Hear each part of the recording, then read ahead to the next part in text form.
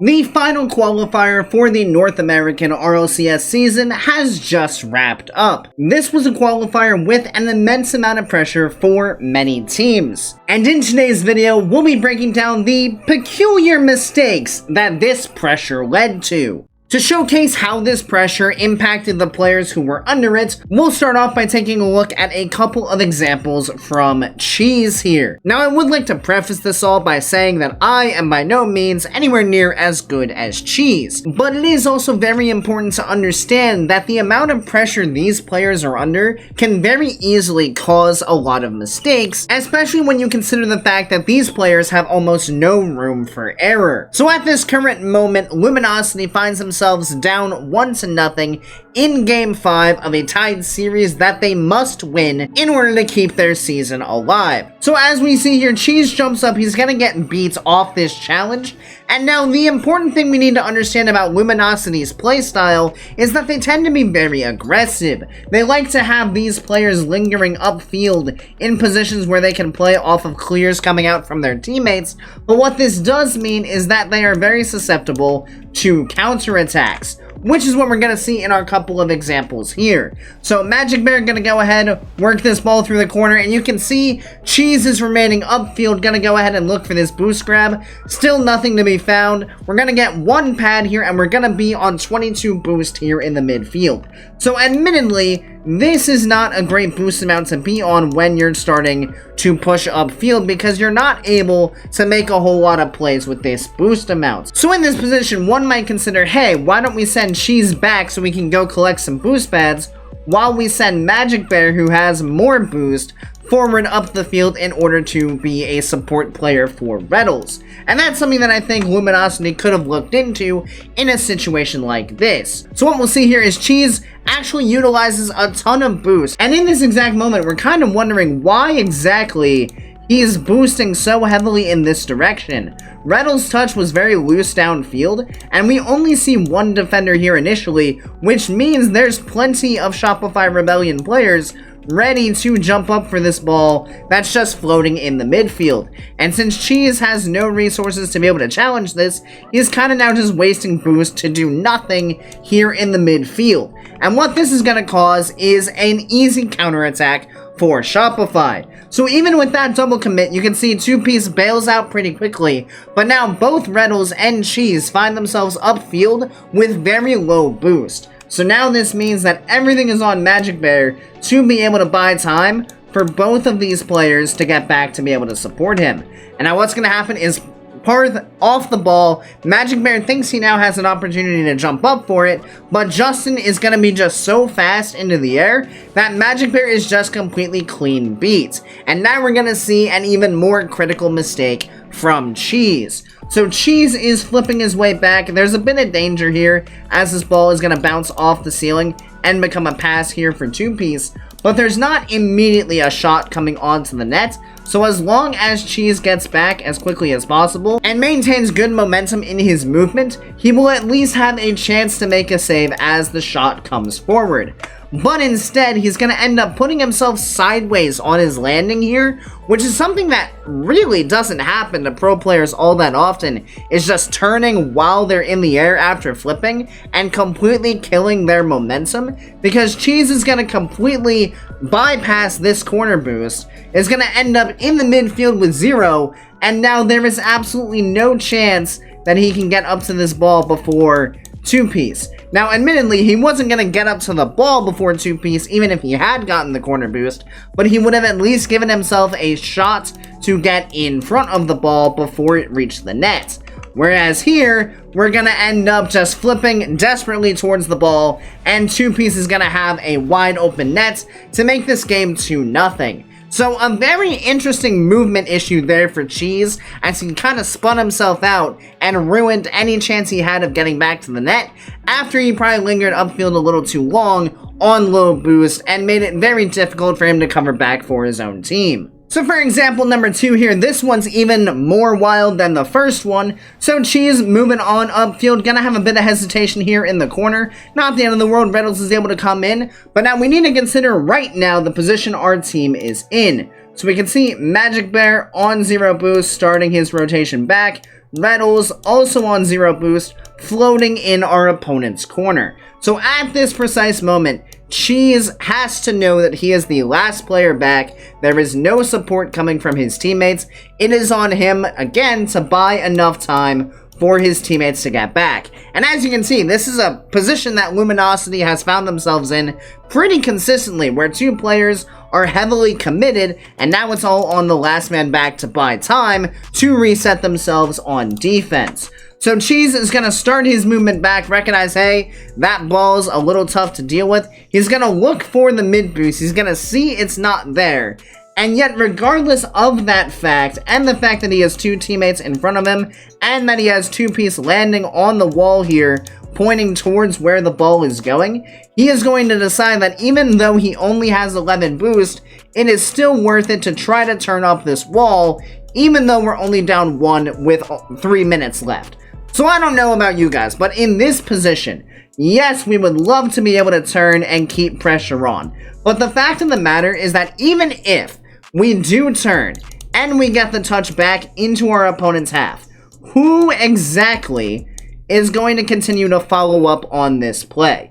So this is a definite moment where we want to cut our losses and make sure that we're playing in a way that doesn't put us in more danger. We want to make sure that we have as many things covered as possible, and the last thing we want to do is throw ourselves out of the game, going for something that wouldn't even have that big of a reward if we manage to pull it off. But Cheese instead is going to think that it's worth it, and he's going to turn up the wall, and immediately right now we can see this was a mistake. We are hard beat by 2-piece to this ball. It is not even close. Cheese desperately diving at it, but of course he gets beat, and as we said, both of our other teammates on 0 boost in our opponent's half, means that this is just a walk-in for Rebellion once again. So 2 mistakes here by Cheese in this Game 5 that give away 2 pretty free goals, both honestly very uncharacteristic of the way Cheese plays. Not to harp on Cheese too much, but we're gonna see one more example here in Game 6, and again we're gonna see a similar issue in terms of positioning from Luminosity that is going to lead to just a walk-in goal for Rebellion. So 30 seconds left, Magic Bear working the ball through the midfield, gonna try to leave it off for Reddles. Unfortunately, Reddles does fly right by the ball. So once again, Cheese finds himself as the last player back with 1 teammate recovering from a demo, and the other teammate flying into his opponent's half. So he's gonna have Parth coming for him here. Cheese does a lovely job of getting around this bump, and going out and getting this challenge on 2-piece. Very nicely done there by Cheese to get around that issue, and get his team a little bit of space. So we land on 0 boost. Reddles gonna be the only player coming back with any boost to work with. Magic Bear gonna go ahead and try to get this clear out, and now this is the very pivotal moment. So we got Magic Bear pushing forward on 0 boost. So in order for Magic Bear to catch up to this ball, he's gonna try to use a flip to get forward. Again, we have 1 player behind us who does have some boost to play with, and we find ourselves on 0. It would probably be beneficial for us to go look for some boost pads while we send the player who has boost to work with upfield to support the first man on the ball. But instead, he's going to think we need to move forward now, we need to try to get onto offense, and he's going to flip forward as Parth is getting a touch right back in the direction that Cheese is coming from. So Parth gonna go ahead and get this beat, and now here's the problem, right? So Cheese has found himself upfield with 0 boost, basically in line with the ball. And this is about the worst place you can be if you are not the player challenging the ball. And the reason being is because we have Reddles coming forward here. If Parth beats Reddles, we are now completely out of the play on 0 boost because we are even with this challenge. So if this challenge beats Reddles, it beats us as well. So this is why Cheese more than likely should have taken the time to just grab a boost pad or 2, maybe even 3, while Magic Bear was taking the initial challenge and while Reddles was pushing forward. That would have allowed him to be the 3rd player in this rotation and would have allowed him to play off of this challenge coming in from Parth, and possibly even resulted in a clear for Luminosity after Parth loses control of this ball from Reddles' challenge. But instead, we've now found ourselves all the way up here, and the second that Reddles gets beat, now we are beat as well, and this is just a wide open net. Instead, if we had been like back here, we could have now been next up to challenge, as this ball is a little bit loose from Barth. But instead, we were at the same level of depth as Reddles, which means that that last layer of defense is shattered with just one challenge, and Parth has an easy walk-in once again. But Luminosity definitely had some issues there with having last man back just constantly out of position, and unfortunately for Cheese, it was often he who found himself in that unfortunate position. So we don't want to spend the entire time harping on Cheese, so let's take a look at one more example, this time from Luminosity's opponent in those first couple of examples in Shopify Rebellion, specifically here in Justin, but we're going to have a bit of a team effort in this panic at the end of the game. So this is the tiebreaker between Shopify and OG. Winner goes to the London Major. This is Game 7 overtime, and just about over 4 minutes into that overtime, where one goal decides the fate of both of these teams. So even people who were just watching this series could feel the pressure that these players were under, so I can only imagine what it felt like to be a player in this situation. We're going to go ahead and run through the very end of this game as Justin brings the ball downfield, going to look for a shooting opportunity here. I like this play as Justin doesn't just throw the ball away, tries to take time, tries to stutter step the defense, maybe get them to mess up and have them succumb to the pressure. Unfortunately, Calm does a very nice job of getting that ball off the backboard and doesn't allow any kind of follow-up shots from the Rebellion players. So now at this point, this is when we're again going to want to consider positioning. So we got Parth here on our opponent's back wall. He's going to start his rotation out.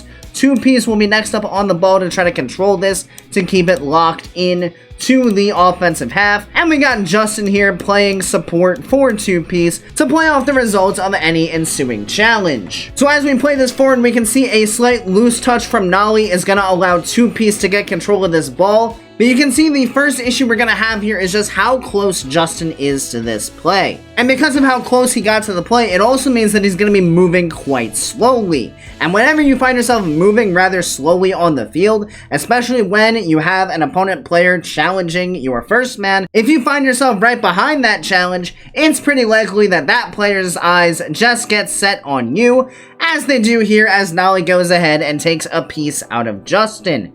Meanwhile, 2-piece did get around Nolly, landed on the wall, has a challenge over Calm here, but unfortunately this touch is going to be the start of the downfall for Rebellion, as it just goes directly to JNaps without any possibility of 2-piece being able to follow this ball up. Calm also made a very good decision here of just faking this challenge, got 2-piece to give away the ball, and it's going to give way to possession for OG. So loose touch from 2-piece, JNaps gets the clear, but now this is where we're going to see our second mistake. So mistake number 1, 2-piece gives the ball away. Mistake number 2, Justin is going to jump at this ball way earlier than he needs to. Now, in all honesty, I would trust Justin in this situation 9 times out of 10. This is not an overly difficult read. It's not bouncing off a corner of either side of the wall. It's bouncing flat. So all Justin needs to do is get up and make a proper read, and that's going to continue this offensive pressure for Rebellion. And honestly, if Justin does get this touch here, we got 2 OG players on the defensive side of the field on next to 0 boost. So a very good opportunity for Rebellion if they can just keep the ball locked in. So Justin here gonna jump up really early. He could have taken just a bit more time to get a more solid read here, but instead he chooses to jump super early, and of course he's gonna just clean miss it. So now we've put Parth, who's just rotated back, in a very difficult situation, with one teammate floating in the air completely out of the play, and the other one on the opponent's half on 0 boost, also out of the play. So now it is all on Parth to make sure that this ball does not end up in a dangerous position. Well, when you're last man back and the ball is traveling at you rather quickly, that can be quite difficult. So, we got JNaps running forward. Now, Parth could just choose to go right now, trying to cut off this touch from JNaps, but he's also not aware that JNaps is on 0 boost, so he does have to be concerned about JNaps trying to take control, which JNaps doesn't do, but now Parth has found himself in a situation where this ball is bouncing off the backboard. He doesn't know quite where the third player is of OG over to the side, and he also has to try to get around a bump from JNaps. All of this because Rebellion lost control in the corner and whiffed the ball completely along the sidewall. If either of those two things work out slightly better, we do not find ourselves in this position here. As it is, Parth, not really in a great spot, tries to get around the demo, does a pretty good job of getting around JNaps, but now we're just jumping up, hoping that we can get in front of this ball, and Nolly, jumping with a much better angle, does have a very easy shot to just put that one right on in. So again, a team effort there under immense pressure from Rebellion to give up what is unfortunately a fairly easy goal for OG. And that just shows the tiny margins that these players have to operate on. One loose touch in your opponent's corner, one missed touch in the midfield results in an easy goal for your opponent, and your season being completely over. So I hope that helps you guys understand how pressure can even impact the best players in the game. No matter how good a player is, pressure can always cause even the best players to make simple mistakes. When there is so much on the line, when teams have so much to lose, that is often when the most interesting mistakes will come out. Of course, thank you guys so much for watching. I really do appreciate each and every one of you who made it to this point in the video, and I do hope you enjoyed it. If you did, make sure you click that subscribe button right down below, so you make sure you don't miss any future Rocket League content. Additionally, if you'd like to be a bit more involved in the community we're building here, feel free to join my Discord, which I'll have linked down in the description. And as always, I hope you guys have a great rest of your day, and I'll see you next time. See you later, guys.